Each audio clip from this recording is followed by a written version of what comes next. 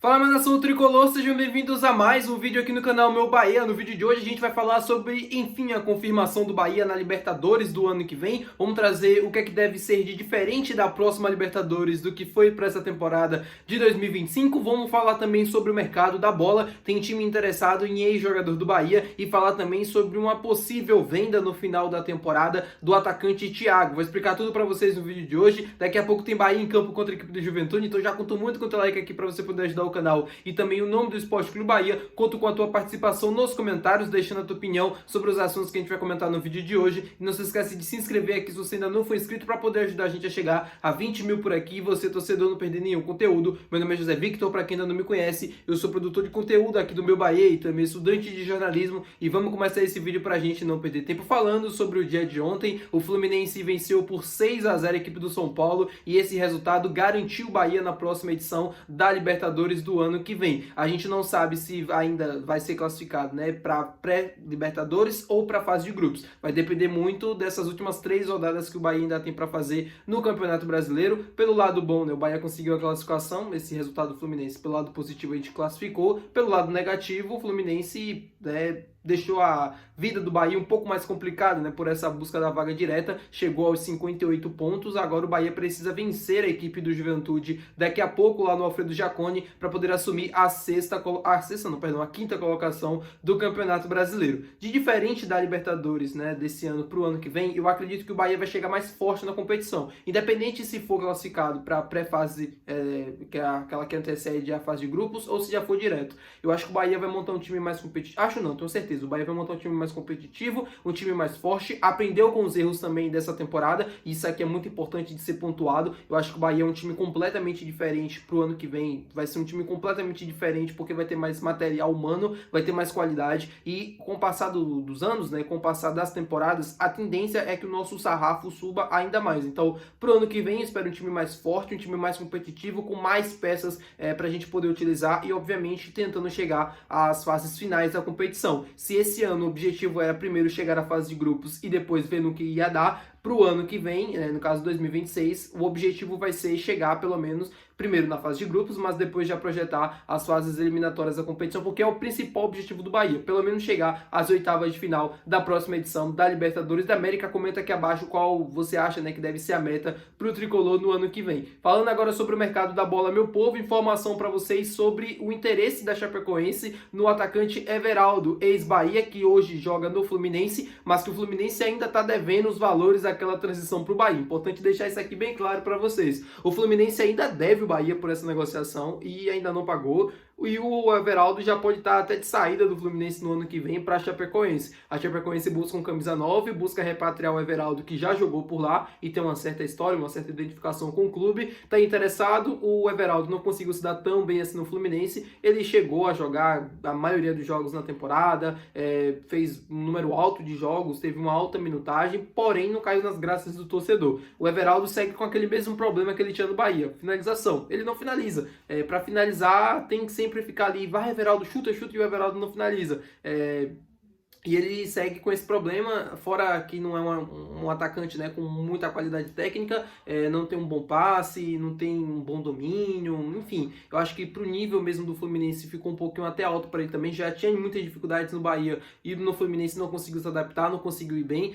A Chape talvez pode ser um bom destino para ele, talvez um estilo de jogo diferente, um estilo que ele não precise tocar tanto na bola, que seja aquele homem mais da última finalização, enfim, como ele já foi em algum momento ali na Chapecoense e deu certo. A melhor temporada da carreira dele antes da chegada do Bahia foi na Chapecoense. No Bahia sentiu muitas dificuldades nas 2 temporadas em que esteve aqui, e no Fluminense também não foi diferente. Então, que ele possa seguir sua carreira, se for para a Chapecoense, que ele possa ser muito feliz por lá. Não tenho mágoa nenhuma com nenhum jogador que passou no Bahia, e eu sempre falo isso aqui nos vídeos do canal. Não tenho mágoa nenhuma com nenhum jogador. Desejo sucesso a todo mundo que vestiu a camisa do Bahia, até porque todo mundo é um pai de família, é um cara respeitado e tudo mais. O Everaldo sempre respeitou a camisa do Bahia, nunca fez sacanagem, sempre foi um cara muito correto, muito tranquilo. Então desejo muito sucesso para ele, muita sorte no novo desafio que ele vai ter pela frente dentro da sua carreira, seja no Fluminense ou seja em uma outra equipe. Falando com vocês agora, meu povo, sobre o Thiago, Orelhas da Copa do Nordeste, enfim, como vocês queiram chamar o Thiago, jogador de 20 anos de idade do Bahia.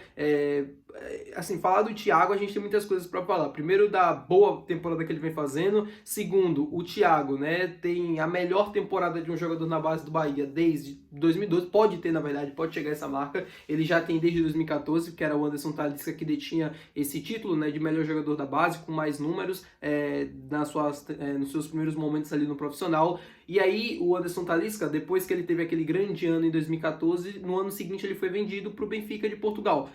A gente tem o Gabriel em 2012, que também foi vendido em 2013 para o Flamengo, e a matéria, né, que saiu à tarde no Correio fala justamente sobre isso, sobre a temporada que o Thiago vem fazendo, de ser uma das melhores temporadas dos jogadores da base dos últimos tempos. O Thiago, nessa temporada de 2025, tem 13 participações em gols, são 10 gols e 3 assistências, e o mesmo portal pontua que o Gabriel em 2012 tinha, se eu não estou enganado, aqui com vocês, 13 gols e uma assistência, ou seja, 14 participações em gol. O Thiago tá a uma participação em gol de igualar a marca do Gabriel e tá a duas de poder ultrapassar e ser o melhor jogador que o Bahia teve das divisões de base desde 2012. Eu acredito que ele vai conseguir chegar pelo menos na marca dos 14 gols, né, nas 14 participações em gol, porque ele ainda tem 3 jogos para fazer. O Bahia, né, vai utilizar bastante o Thiago nesses últimos jogos. Eu acredito que pelo menos um gol, até uma assistência ele consegue fazer. E eu fico feliz demais com esse sucesso que ele vem tendo, um jogador da base, um jogador que é um ativo do clube, identificado, torcedor do clube, então isso é muito importante. E o mesmo portal fala sobre as vendas e eu queria até falar sobre isso aqui com vocês.